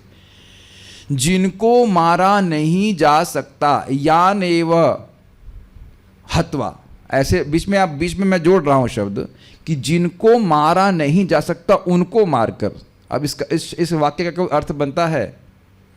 जिस आलू को कभी उबाला जा नहीं सकता उसको उबाल कर आपके लिए सब्जी बनाई है, तो कहीं ऐसे हो सकता है? ऐसा हो सकता है? बताइए। दो विरोधाभासी बात कर रहे हो। एक आत्मा को जो मारा ही नहीं जा सकता, तो तुम्हारे द्वारा ये कहा जाना कि यानी वह हत्वा, तो गलत बात है, ठीक। और तुम्हारा यह कहना कि न जिजीविषाम, हम भी जिंदा नहीं रहना चाहते, तो तुम चाहो या न चाहो लेकिन तुम मर नहीं सकते है कि नहीं? हम जीना नहीं चाहते, बोलते हैं कि नहीं? बहुत ड्रामा करते लोग, खूब रोते हैं, डिप्रेस हो जाते हैं, लेकिन तुम मर भी नहीं सकते। याद है, मैं एक भूत का एग्जाम्पल दे रहा था, उसे भूत तारने वाले ने पूछा तो कैसे मरा था? वो कार के नीचे आके मर गया था। तो तू जो मर गया तो तू बोल कैसे रहा है? तो भूत भी तो कन्फ्यूज है। हम नहीं मर सकते। कभी आत्महत्या के बारे में नहीं सोचना, नहीं कर सकते आत्महत्या, मर ही नहीं सकते। हाँ, उसका दंड जरूर मिलता है कि स्थूल शरीर नहीं मिलेगा। देखोगे लोगों को गुलाब जामुन खाते हुए और बस खाली आप इच्छा करते रहोगे। पता है आपको? भूत लोग इसीलिए पकड़ लेते हैं किसी को क्योंकि वो उनको स्थूल शरीर नहीं दिया जाता है। एनीवेज, वे जन्म और मरण से शून्य है, यह अर्थ है, इसलिए तुमको शोक नहीं करना चाहिए। अच्छा, ऐसे समझ लीजिए एक और चीज़, ऐसे थोड़ा इंटरेस्टिंग एग्जाम्पल आ रहा है मन में कि जैसे बारिश हो रही होती है, ओ बाबा ऐसे चले जाएंगे तो कहेंगे अरे भीग जाओगे, लेकिन अगर बरसाती पहनी हुई है तो कितना भी बारिश हो रही है तो आप प्रभावित नहीं हो रहे हैं। Is okay? वो पूरा कवर की हुई। तो अब उसी तरह से आत्मा मृत्यु शून्य है, मृत्यु प्रूफ कहिए, मैं वाटर प्रूफ के अंत में कह रहा था, मृत्यु प्रूफ, डेथ प्रूफ और बर्थ प्रूफ। अब देखिए कि हमारी कितनी फजीयत हो रही है। हमारा जन्म हुआ ही नहीं कभी, और हम पर जबरदस्ती जन्म थोपा जा रहा है, उसके बाद कैंडल जलाई जा रही है। जब हमारा जन्म हुआ था तो केवल हम ही रो रहे थे, यू नो दैट। बाकी सब लोग भले हंस रहे हों लेकिन हम लोग बू करके। सोचिए यहाँ पे मान लो एक व्यक्ति को पकड़ा जाए, आज आपको रोना है और हम लोग हंसेंगे सब, कैसा लगेगा आपको बताइए? कृष्णलाल, आपको कैसा लगेगा? You are crying and bitterly take, वाह वाह वाह करके रो रही है, और हम लोग वाह हो हरि बोल कैसा लगेगा आपको बताइए? केवल मुस्कुराते हुए भगवान कृष्ण पैदा होते हैं, बाकी हम में से कोई पैदा नहीं हुआ है मुस्कुराते हुए। Think about it. और एक बार नहीं, कई बार। और बार बार जब मैं बोल रहा हूँ पैदा हुआ, तो आप सोच रहे हैं कि मनुष्य के रूप में ही पैदा हुए हैं। इसीलिए जन्म मृत्यु जरा व्याधि दुख दोषान दर्शनम, हर व्यक्ति को स्मरण करना चाहिए कि मेरी सबसे बड़ी समस्या क्या है कि दोबारा जन्म लेना पड़ेगा, उसके लिए व्यक्ति को प्रयास करना चाहिए। इसको समझ में आया सबको कि इसका कंक्लूजन में स्वामी कह रहे हैं कि ऐसा कोई समय नहीं था, हम सभी लोग जन्म और मरण से शून्य। इसीलिए आप भागवत में पढ़ रहे हो ना, दूसरे स्कंद के प्रथम अध्याय में जबकि जब देखा कि मृत्यु आ रही है तो व्यक्ति को भयभीत नहीं होना चाहिए, बल्कि अपने चित्त को भगवान में आविष्ट करना चाहिए। लेकिन जो व्यक्ति धीर नहीं, वैसा कभी नहीं कर पाएगा। वो हमेशा इसी भावना में रहे कि मृत्यु आ रही, मैं क्या करूँ, मैं क्या करूँ। Is it okay? मैं चक्रवर्ती पाद की टीका पढ़ करके फिर रुक जाऊँगा आज, और बलदेव विद्याभूषण पाद की टीका कल पढ़ेंगे। प्रश्न कुछ बनेंगे, कहेंगे समझ में तो आए तब तो प्रश्न करेंगे। बना दिया था आपने तो कोई बात नहीं, तो कल प्रश्न किया जाएगा, आज तो नहीं। कल भी नहीं, शायद परसों किया जाएगा। मैं इसमें जोड़ा कि नहीं, खैर जो भी है, सारार्थ वर्ष नहीं। अथवा हे सखे, मैं तुमसे इस प्रकार प्रश्न करता हूँ कि जब किसी प्रिय व्यक्ति के मृत्यु दर्शन से शोक उत्पन्न होता है, उस समय प्रीति का स्थान या पात्र आत्मा होता है या शरीर? सुंदर है। तुम रो रहे हो, तुम किसके लिए रो रहे हो? द्रोण के शरीर के लिए रो रहे हो, भीष्म पितामह के शरीर के लिए रो रहे हो, या आत्मा के लिए रो रहे हो? कई बार इस बात को बोला जाता है, हम लोग प्रचार में भी बोलते हैं, सत्य बात है कि आप रो रहे हो कि मेरे पिता मारे गए, मारे गए या मर गए, जो भी है। कौन मर गया? और ये प्रश्न कर दिया जाए तो व्यक्ति बहुत कंफ्यूज हो जाएगा।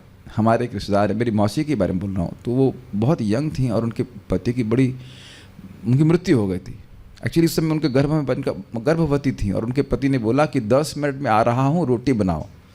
अब 4-5 रोटी बनाने में 10 मिनट लगता होगा, गर्म गर्म रोटी बना रहे थे, इतने में उनकी मृत्यु हो गई। सोचो कितना उनको आघात लगा होगा। तब तो मैं बहुत छोटा था, मतलब इन द सेंस कुछ ज्ञान नहीं था भगवान के बारे में, तो कुछ उनको बोल नहीं पाया। And in such a situation which shock decision, ऐसा कैसे हो गया। लेकिन बाद में जिनसे मिला बहुत साल के बाद, तो मैं उनसे पूछा कि जिसको आप पति कह रही थी वो तो लेटा हुआ, शव उसका है, तो कौन चला गया? She was very much relieved by this. इतनी दुखी थी कि ना, सदमा होता है, सदमा लग जाता है लोगों को कि मतलब गुमसुम सी रहती थी ऐसे कुछ करके। She was actually relieved by that. जिसको आप कह रही हो कि ये मेरा पति है, या मान रही थी पति, वह तो चला गया। सॉरी, वो तो सामने दिख रहा है आपके, है ना। और अगर आप कहें कि आत्मा आत्मा, तो भाई आत्मा को तो आपने कभी देखा नहीं, तो रो किसके ले रहे हैं? क्या आप कभी ऐसे किसी व्यक्ति के लिए रोते हैं जिसको आपने कभी देखा ना हो? रोए तो होंगे लोगों के लिए, लेकिन ऐसे किसी व्यक्ति के लिए नहीं रोए जिनको आपने देखा नहीं। देखिए मैं इस क्लास में ऐसा नहीं कि हाँ हूँ बुद्धू की तरह नहीं सुनना है। It will only be interesting if you are with your mind with me. आप किसी ऐसे व्यक्ति के लिए नहीं रोते हैं जिसको आपने नहीं देखा है। Do you agree? कभी रोए हैं इस तरह से? वो निराकार प्रेमिका के लिए रो रहा है, कोई रोता है बताइए? बार बार आकार रूप स्मरण कर करके रोता है कि नहीं बताइए?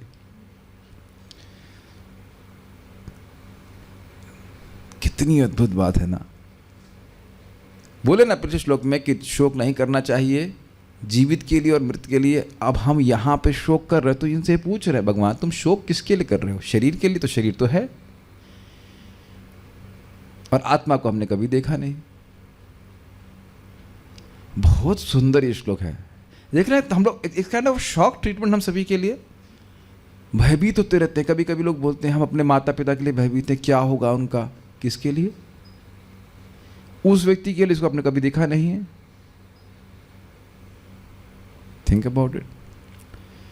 श्रीमद् भागवत 10-14-50 है ना, 50 में कहा गया है सर्वेशाम एव भूतानाम नृप स्वात्मैव वल्लभ।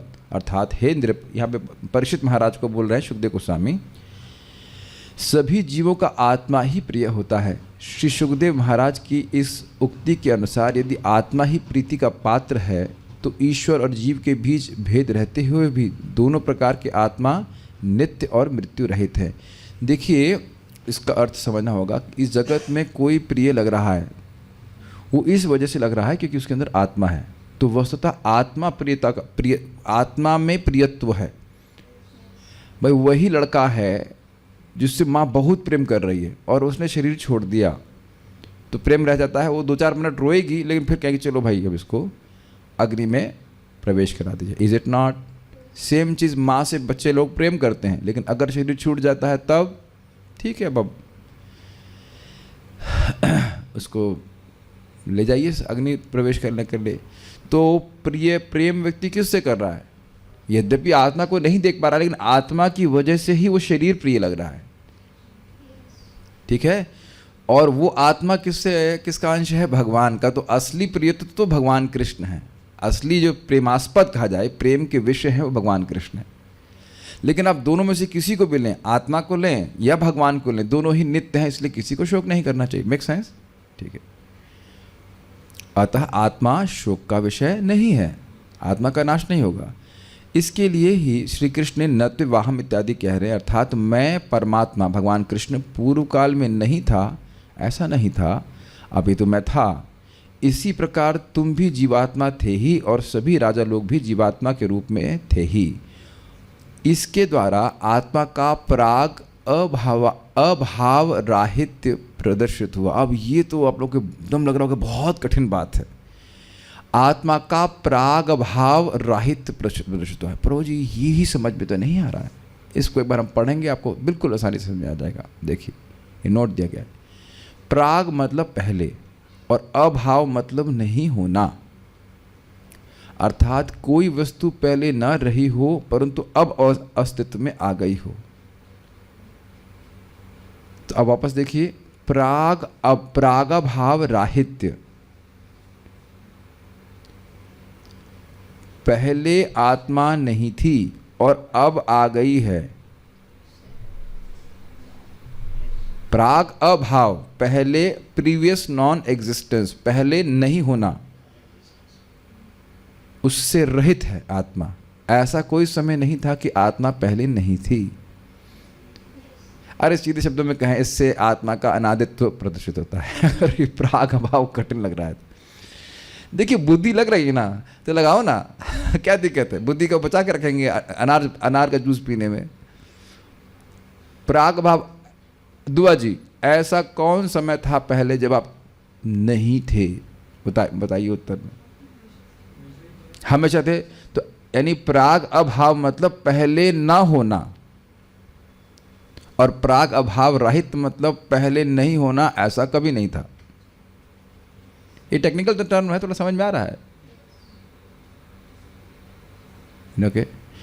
जूम डिब्यूटी से बेचारे बेहोश हो गए। ओह, प्राग अभाव समझ में आया कि नहीं आया सबको? कुछ गर्दन तो हिलाइए आप लोग, आत्माओं। नहीं समझ में आ रहा है? प्राग अभाव, ऐसा अभाव मतलब नहीं होना, और प्राग मतलब पहले। तो पहले कभी नहीं हुए हो, नहीं रहे हों, ऐसा नहीं, और उसमें राहित तो जोड़ दीजिए, ऐसा कभी नहीं हुआ। आत्मा हमेशा से है। और हमको इतनी हंसी आती है कि लोग कितना कितना बात में डिप्रेस होते हैं। हम सुंदर नहीं हैं, हम गरीब हैं, हम ये हैं, हम पढ़े लिखे नहीं हैं, इत्यादि इत्यादि।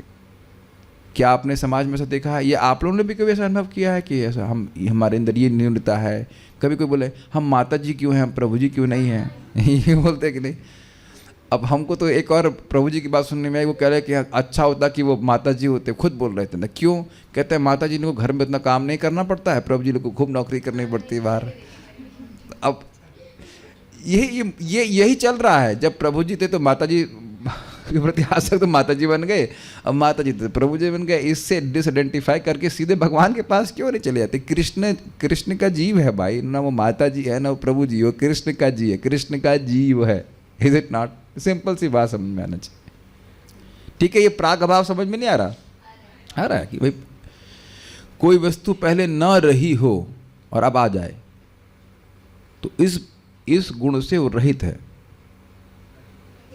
ठीक है। आप लोगों ने मैथमेटिक्स में रे पढ़ी है? रे की शुरुआत कहाँ से हो रही है पता नहीं होती, और एंड होता है। तो आप उसको रे को उल्टा घुमा दीजिए। अब आप एंड पे खड़े हैं, यानी एंड के पहले नहीं थी ना वो रे। मैथमेटिक्स समझ रहे हैं थोड़ी सी? उसके बाद वो कंटिन्यू कर रहे हैं, तो कह रहे हैं कि ऐसा कोई समय नहीं कि आत्मा आ गई हो, पहले नहीं थी और आ गई और अब रहेगी, ऐसा नहीं है। अनादि है। ऐसा कोई समय ही नहीं कि आत्मा ना रही हो। वही बात को ऐसे और ऐसे ऐसे करके पकड़ने ताकि दिमाग में घुस जाए कि ऐसा कोई समय नहीं है कि आत्मा न रहे। अब आप लोग के मन में एक संदेह हो सकता है, प्रभु जी वो तो ठीक है, आत्मा के रूप में तो हम डिस्टर्ब नहीं हैं, लेकिन शरीर का निर्वाह कैसे होगा? देखिए, शरीर देने वाला शरीर का निर्वाह करवाएगा। सुनिए, बहुत सुंदर बात है। भगवान किसी भी, हम सभी लोगों को भगवान ने किसी न किसी माता पिता के द्वारा जन्म दिलवाया कि नहीं? Do you agree? ठीक है। और हम सब लोग किसी भी रूप में मर भी सकते हैं। अब मैं आपको बताऊं, अभी गीता क्लास के पहले 8:15 बजे मैंने गोलियां खाई कुछ बुखार की, तो मैं सोचा 3 क्यों खाता हूँ, 6 खा लेता हूँ। मन में आइडिया आया कि आयुर्वेदिक तो जल्दी ठीक हो जाऊँगा। तो 5 गोली तो पेट में चलेंगी, 1 गोली सांस की नली में फंस गई। मैंने कहा हो गया, आज मैं गया, मैं मर गया। हो गया। मैं आज ही बोलना था कि आत्मा का नाश नहीं होता, ये गई आत्मा।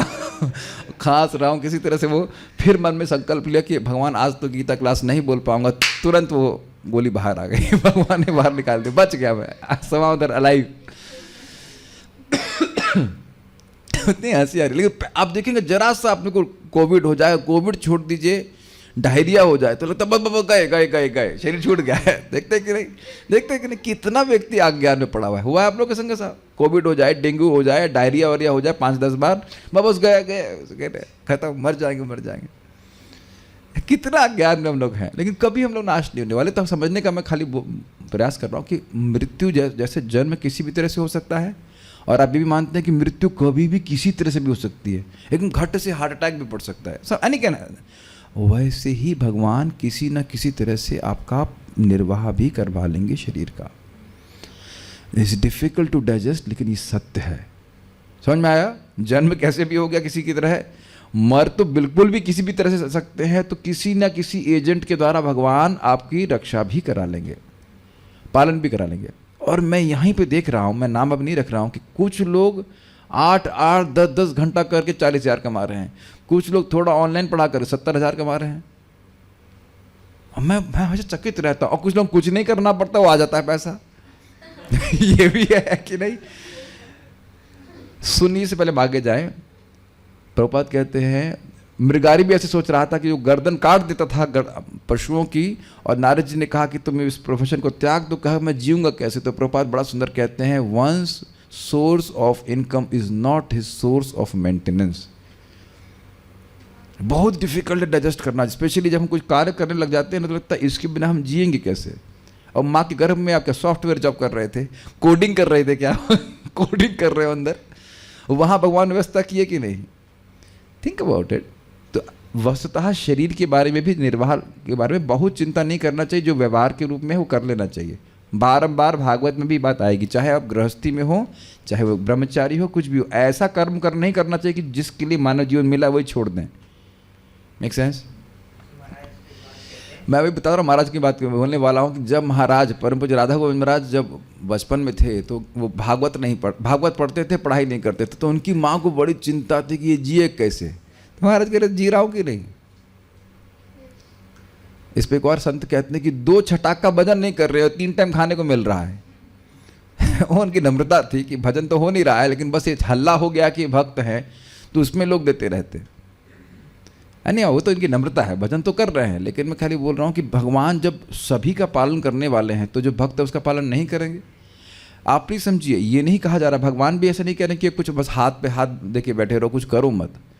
लेकिन केवल शरीर का निर्वाह करने के लिए अगर अपना जीवन व्यर्थ करेंगे तो बहुत नुकसान उठाएंगे। ओके? इसी प्रकार तुम ये राजागण और मैं बाद में नहीं रहूँगा, ऐसा भी नहीं। अर्थात हम सभी वर्तमान रहेंगे मतलब रहेंगे।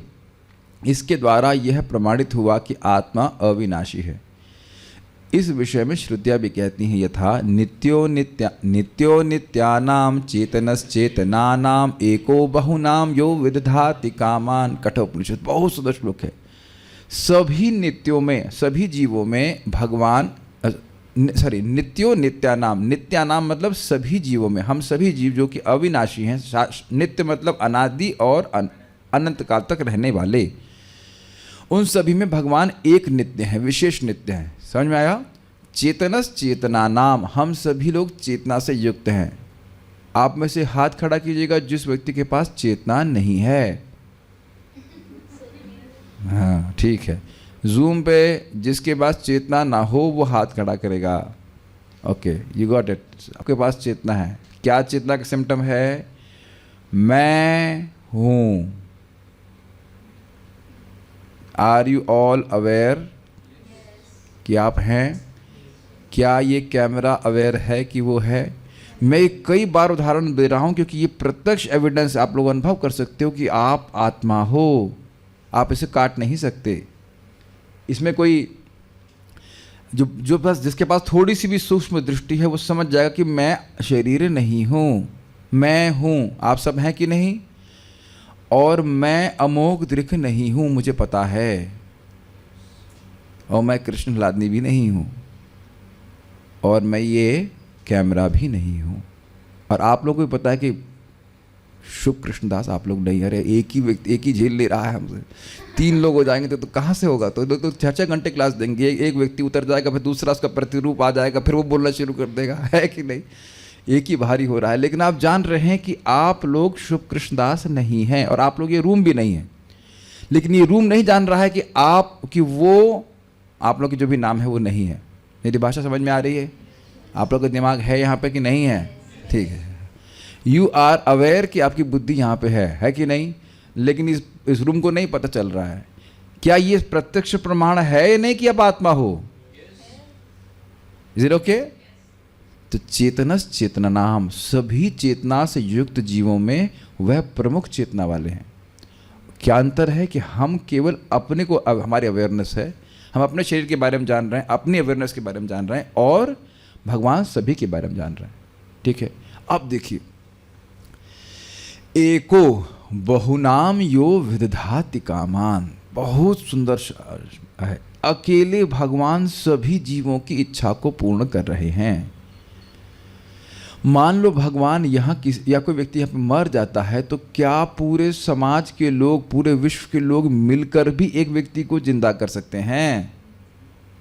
नहीं कर सकते। और भगवान अकेले सभी इंसानों को जिंदा रख रहे हैं, सभी पशुओं को जिंदा रख रहे हैं। मानते हैं बात? मच्छरों तक को। कितना बड़ा मैनेजमेंट चल रहा है बताइए भगवान का। जब कोई भी काम, भोग की इच्छा है, भक्ति की इच्छा है, कर्मयोग करना चाहते, जो इच्छा हो वह पूरी करने वाले कृष्ण ही हैं। अब बताओ कि जो व्यक्ति हमारी सारी इच्छा पूर्ण कर रहा है, क्या उसकी हम 4 इच्छा भी पूर्ण नहीं कर सकते? कौन सी 4 इच्छाएं? मन मना, भव मद भक्तु, मद्याजी, माम नमस्कुरु। जो आपकी सारी इच्छा पूर्ण कर रहा है, उसकी 4 इच्छा भी पूर्ण नहीं करेंगे? इतनी ये तो कृतज्ञता हुई ना। और उसके बाद ये 4 इच्छा पूर्ण कर देंगे तो भगवान कह रहे उसके बदले में भी हम कुछ देंगे, तुम मेरे पास आ जाओगे हमेशा हमेशा के लिए। और भगवान की इच्छा है कि इस गीता के ज्ञान को दूसरों को दिया जाए। अब आप लोगों को श्लोक शायद आपने कई बार सुना होगा, तो लोग लगा कुछ नहीं भाई, कितना हम इस श्लोक को अपने जीवन में धारण कर रहे हैं बताइए। बारंबार यही तो देख रहे हैं कि ये व्यक्ति कर रहा है, इसके प्रति हमें बहुत कुछ करना है, इसने हमें कुछ डोनेशन दिया, इसने हमारा ये किया, तो ये हम उसके लिए कुछ करेंगे, है कि नहीं? सोचते रहते हैं कि नहीं? और हम कभी ये नहीं सोचते कि इस व्यक्ति के प्रति हम जो कर्तव्य पालन कर रहे हैं, क्या उससे कृष्ण सुखी होंगे कि नहीं होंगे? ये भूल जाते हैं, जबकि सब कुछ करने वाले कृष्ण हैं। तो आप कहेंगे प्रभु जी जो हमारे प्रति कर रहे हैं, क्या उनके प्रति हमें कृतज्ञ नहीं होना चाहिए? होना चाहिए, लेकिन समझना चाहिए कि वे क्यों कर रहे हैं, क्योंकि भगवान अंदर से प्रेरणा दे रहे हैं। कल एक व्यक्ति हमको पूछ रहे थे, हम नाम नहीं रख रहे, प्लीज सहन कर लीजिए, बस बात व्यक्तिगत बोल रहे हैं। ये व्यक्ति हमारे पीछे क्यों पड़ा हुआ है? परमात्मा पीछे लगाए हैं आपके। वो हमारा कर्म है कि व्यक्ति हमारे पीछे पड़ा है, और ये एक बार नहीं, जिंदगी भर होता रहेगा। आप लोग किसी के पीछे कोई व्यक्ति नहीं पड़ा है, कोई नहीं परेशान कर रहा। तो यही हमारा भ्रम है। याद आ रहा होगा भागवत में, माया यही भ्रम की सृष्टि करती है कि भगवान नहीं है कि नहीं? आप जो वाय वाय वाय वाय करके चीख रहे हैं कि ये क्यों हो रहा है, वो क्यों हो रहा है, तो यही तो मान बोल रहे हो कि भगवान नहीं है, भगवान का कंट्रोल समाप्त हो गया, भगवान के कंट्रोल के विरुद्ध जाके कुछ हो रहा है, यही तो सोच रहे हैं ना। और मैं इतना अच्छा व्यक्ति हूँ, बाबा बाबा, कई जन्मों से मेरा दूध से अभिषेक हो रहा है कि नहीं, दूध के धुले हुए हैं कि हम तो कुछ गलती किया ही नहीं है, है कि नहीं? मेरे ख्याल से दूध से धुले हुए ना आप लोग, गाय के प्योर A2 मिल्क से नहीं। अपना कर्म यदि देख नहीं रहा और यहाँ वाय वाय और हाय हाय कर रहा है। एक एक इच्छा को व्यक्ति भगवान पूरा कर रहे हैं। चाहे सांस लेने की इच्छा है आप लोगों की, कौन दे रहा है सांस? ये हवा कौन दे रहा है? भगवान दे रहे हैं। पानी पीने की इच्छा है, भगवान, सब कुछ भगवान दे रहे हैं। How much caring Krishna is, एक एक क्षण पे भगवान दे रहे हैं। अर्थात जो नित्य समूह में नित्य कठोर उपनिषद से है, और चेतन समूह में चेतन है जो एक होकर भी सभी का कार्य पूर्ण करते हैं। तो यहाँ पे ये एक कौन है? भगवान श्री कृष्ण। और सोचिए कि एक क्षण के लिए लोड सारा आपको दे दी जाता हो। मच्छर कहेगा मुझे खून पीना है, मी मी मी मी मी मी, व्हाट है, ग्रॉस डिजायर है ना, खून पीना है। शेर कहेगा मुझे हिरन खाना है, और हिरन कहेगा मुझे बचना है। अब बैलेंस कीजिए आप। हिरन सोच रहा है कि मैं बच जाऊं, उसकी वो इच्छा, और शेर कह रहा है कि मैं उसे खा जाऊं। उनको बैलेंस करते चलिए, आप पागल हो जाएंगे हम लोग। ठीक है, गीता भूषण पत्रिका को हम कल पढ़ेंगे। I hope you the devotees were understanding something. कुछ कहना चाह रहे हैं भक्त? We have heard in so many past times that Krishna also gets sad और shows emotions of losing someone, like when Pandavas were tried to kill by burning their house and when Salva shows magic to kill Vasudev. So if Krishna is giving knowledge of not getting bewildered, so why does he even show such emotions? मुझे ये पता था कि ये प्रश्न आएगा. कह रहे हैं कि भाई देखिए, भगवान कृष्ण भी रोते हुए दिखते हैं. जब ये सुना गया कि पांडवों को लाक्षागृह में जला दिया गया, तो भगवान कृष्ण रोने लगे. अब आप ये बताइए कि भगवान जब यहाँ पे आते हैं तो भगवान अपने आप को यही प्रस्तुत करते हैं कि भगवान है. आप भागवत सुने नहीं? गूढ़ा कपट मानुषः, वो कपट करते हैं, ऐसा दिखा कपट करते हैं, ऐसा बड़े गूढ़ है वो भगवान, लेकिन ऐसा प्रस्तुत करेंगे कि वो इंसान है. भगवान का जीपीएस तो हर जगह लगा है, उनको पता है कि पांडव कहाँ हैं, लेकिन बाहर से लोग अरे हमारी बुआ जल गई, हमारे भाई जल गए. तो अगर ऐसा नहीं करेंगे तो फिर कौन मानेगा कि वो सब? फिर लोग यही मानते रहेंगे ना कि भगवान है. भगवान बोले अरे हमको पता है कहाँ चले गए. तो फिर लीला क्या होगी बताइए? अरे द्रौपदी को बोल रहे ना, अरे मैं बहुत भूखा हूँ, याद है पास्ट टाइम दाल जहाँ वो अक्षय पत्र लगे, मैं बहुत भूखा हूँ सखी, कुछ दो कुछ दो कुछ दो. तो एक साग का पात्र खा करके, एक पत्ता खा करके संतुष्ट हो जाते हैं. दूसरा सल्व वाला पूछ रहे हैं, तो सल्व आया और द्वारका में अटैक किया और भगवान युद्ध कर रहे हैं. तो वहाँ पे उसने ऐसा माया प्रस्तुत किया कि वसुदेव का गर्दन काट दिया उसने. तो भगवान कुछ क्षण के लिए चकित हो गए. तो ये चकित होना या थोड़े समय के लिए दुखी हो जो दिखा रहे हैं, ये भगवान की लीला है. वो भगवान माया शक्ति से प्रभावित नहीं हो रहे हैं. Is it okay? और अब हम दूसरे एंगल से देखें. ठीक है, मान लीजिए आपके घर में या कोई आपका मित्र जो भी भक्त है उसका शरीर छूट गया तो आप रोए, लेकिन 16 माला नहीं छूटनी चाहिए. अभी हमारे ही ग्रुप में, पता नहीं वो लोग कर रहे हैं कि नहीं कर रहे, एक व्यक्ति के पिताजी की मृत्यु हो गई और वो गायब हैं, वो भी उनकी पत्नी भी. तो अब वो इसका क्या मुझे हो सकता है वो लोग जब कर रहे हो, लेकिन अब कुछ भी हो भाई, मृत्यु हो गई पिताजी की, तो क्या क्या जूम भी बंद हो गया है? क्या इंटरनेट बंद कर दिया गया? पूरे उस शहर से इंटरनेट बंद हो गया, उनके पिताजी मर गए हैं तो इंटरनेट बंद कर दीजिए. तो अपना कर्तव्य करता नहीं भूले. Make sense to you? ये बात, इसका ये ध्यान रखिएगा, अगले श्लोक में आएगा ही. मात्रा स्पर्शास्तु कौन्तेय, कि समझते हुए कि मैं आत्मा हूँ. और व्यक्ति को अपने कर्तव्य में आने वाले सुख और दुखों को सहन करना चाहिए. इसका मतलब है आएंगे सुख, वो कम ज़्यादा नहीं होने वाले. Do you agree? मैं तो मुझे तो पता नहीं क्या लोग इतना परेशान हो रहे हैं. हम तो पिताजी की मृत्यु हुई थी, पिताजी को अग्नि दे करके आए. उसका कार्तिक का समय था, बढ़िया समय में पिताजी चले गए. उसके बाद हम दीपदान किए. हमने कहा कहीं कुछ कसर रह गई होगी, दीपदान से पार हो जाएंगे, है कि नहीं? वो पिताजी नहीं, पिताजी के पूर्वज सब पार हो जाएंगे. Is it not? और अगले दिन भी फिर हम जब कर रहे हैं, और अन्य लोग भी करते हैं. Is it not? सभी ने किया, जब भक्त लोग करते होंगे. नहीं कर, हम लोग अब बंद कर देंगे, पिताजी की मृत्यु हो जाएगी. लेकिन कौन बंद करेगा? जिसने गीता के श्लोक को डाइजेस्ट नहीं किया है. और ऐसे भी हमने देखे हैं लोग कि बस वो कुछ जरा पिताजी का मृत्यु हो गई या भाई की या बेटे की मृत्यु हो गई और भजन करना छोड़ दिया. एज इफ रोने से तुम मुक्त हो जाओगे. मैं एक घटना सही बता रहा हूँ. एक व्यक्ति हमारे मामा जी के मित्र हैं, उनके ससुर का एक्सीडेंट हुआ और वो उनको देखने जा रहे थे और उनका भी एक्सीडेंट हो गया. तो कई बार लोग मुझसे प्रश्न करते हैं, आप लोग को भी कर रहे होंगे, कि हमारे घर में मृत्यु हो गई, कि हमें जप करना चाहिए कि नहीं? आपने सुना है? तो भैया ये गारंटी है कि आपका मृत्यु शामित्र कर्मणि की, अब अगला नंबर आपका नहीं आएगा. अरे सुनो, हमारे घर के सामने घटित हुआ है. 96 साल के वृद्ध, कोई नए व्यक्ति नहीं थे, वो मर गए. तो उनका लड़का जो 40-50 साल का, तो वो सुन करके डेथ हो गई उसकी. वो ये होता है, बताइए. मृत्यु छोड़े, लेकिन भैया इनका 96 में मारा है तो इसको कम से कम 70 में मारूंगी, ऐसा कुछ नहीं है. Is it not amazing and stupid? 96 साल का कोई वृद्ध व्यक्ति मरा है, कोई ऐसा तो नहीं कि 9.6 में मर गया हो, तुम इतना सख्त हो और उसके लिए तुम्हें हार्ट अटैक पड़ गया। आप देख रहे हैं इस प्रकार से अज्ञान में लोग रहते हैं, तो इस बात को समझना चाहिए, ठीक है। Okay, so you are happy today, there are no questions. Will, हाँ आपके प्रश्न है, बोलिए। प्रभु जी इधर लिखा हुआ है जो नित्य समूह में नित्य है, तो नित्य समूह का मतलब हुआ कि सभी जीवों को एक समूह के रूप में ले लीजिए। वो सभी नित्य हैं कि नहीं? मैं भी नित्य, आप भी नित्य, आप सब लोग नित्य हैं, लेकिन वो अकेले भगवान नित्य हैं, अर्थात वो विशेष नित्य हैं, उन सबके लीडर हैं, ये कहने का अर्थ, ठीक है। एक और हाँ? था कि हर चीज़ पता होता है, फिर भी श्लोक जानने के बाद भी फिर भी क्यों शोक होता है? हाँ, श्लोक जानने के बाद भी क्यों शोक होता है? देखिए, तप करने से, इंद्रियों को संयमित करने से व्यक्ति के हृदय में ज्ञान स्थिर होता है। ये आपने अच्छा प्रश्न किया। आज मैं सुबह सोच ही रहा था उसके ऊपर। गीता में बोलते हैं भगवान, श्रद्धावान लभते ज्ञानम तत्परः संयित इंद्रियः। 3 गुण अगर होंगे तब गुरु की शरण में गया है, लेकिन उसके बाद ज्ञान कैसे स्थिर होगा? उसको श्रद्धावान होना चाहिए।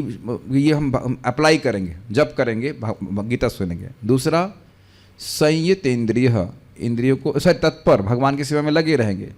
विश्वास होना चाहिए कि ये प्रोसेस ठीक है भक्ति का, तत्पर भगवान की सेवा में लगे रहेगा। और संयत इंद्रियों को संयमित करेगा। आप लोगों ने महसूस किया होगा कि जैसे ही कभी हम लोग भक्ति के पॉइंट को छोड़ करके भोग करते हैं तो भावना एकदम भर जाती है कि मैं शरीर हूँ।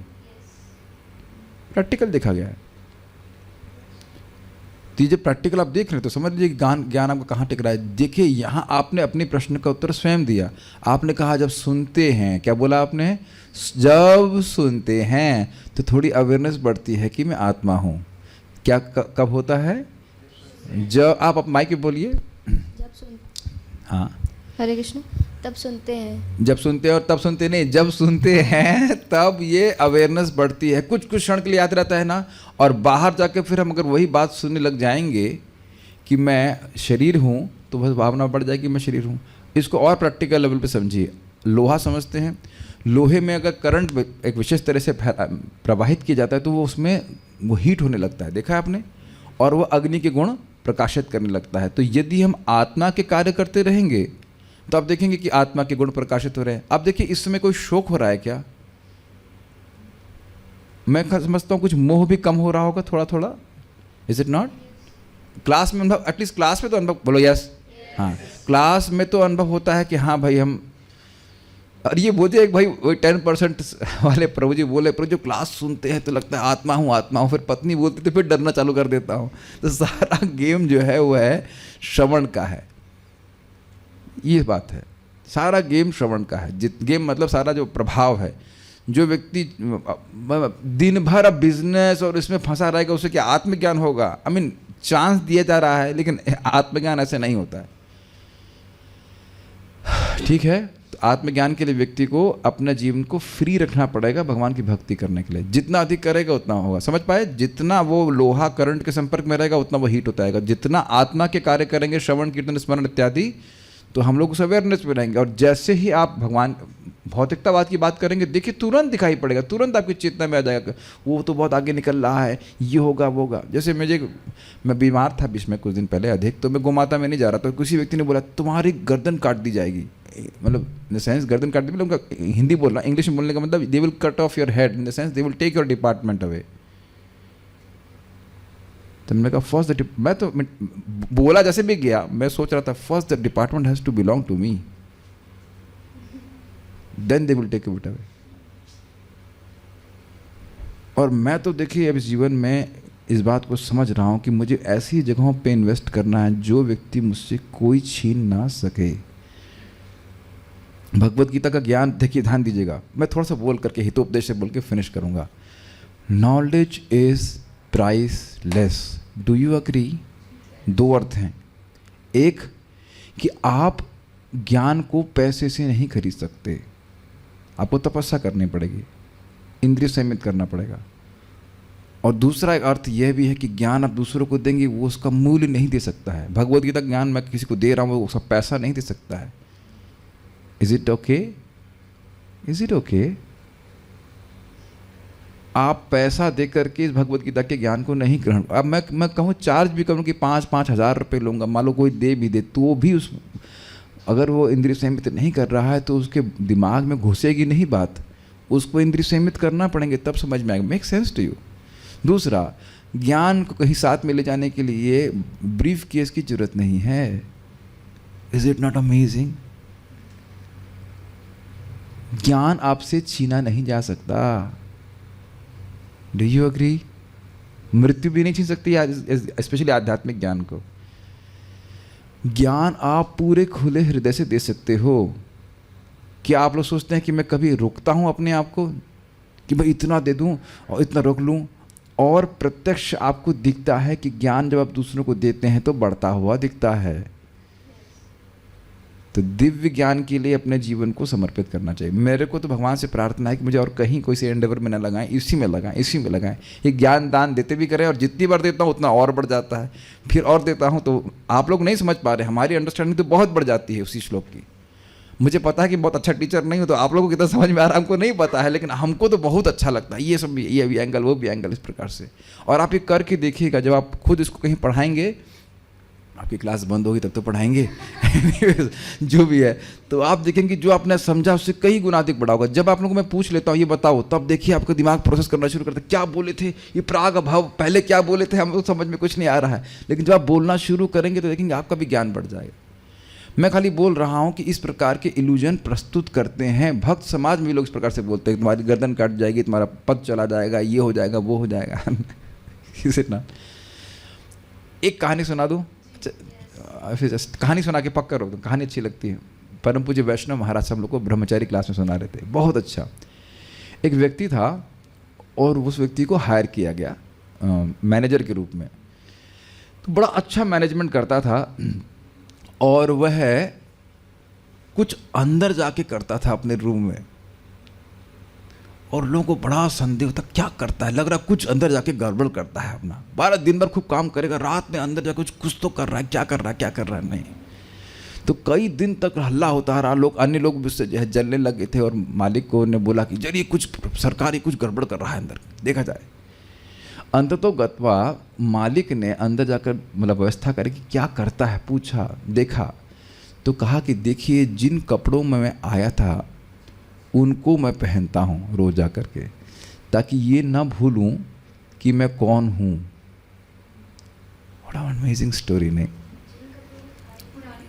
आता है ना व्यक्ति, नया आदमी आता है ना कि नौकरी, वो पुराने कपड़े, जो भी सामान्य कपड़े पहन के आया था, वो कपड़े रखे हुए मैं रोज उसको पहन लेता हूँ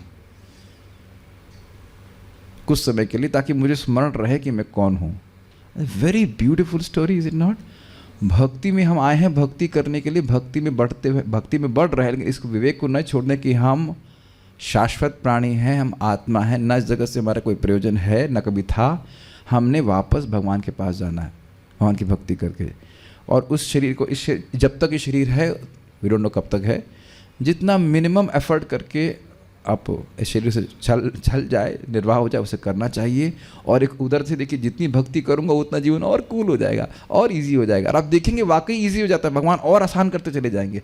लेकिन अगर माया की सेवा करता रहा तो ये कभी नहीं समझ में आएगा कि मैं न त्वेवाहम जातु नासम न त्वम नेमे जनाधिप न चैव न भविष्यामः सर्वे वयमतः परम। ये कभी समझ में नहीं आएगा।